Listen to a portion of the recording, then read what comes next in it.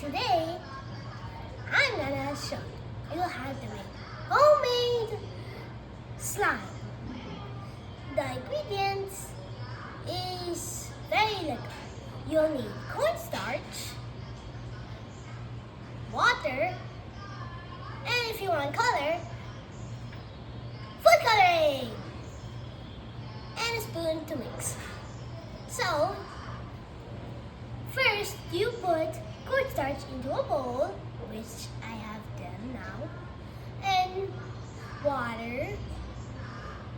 First you pick your food coloring color and then pour it into your cup of water and then pour it and put your cornstarch and your water into a bowl and then mix it all together until it's hard. And this is how it will look like when it's done.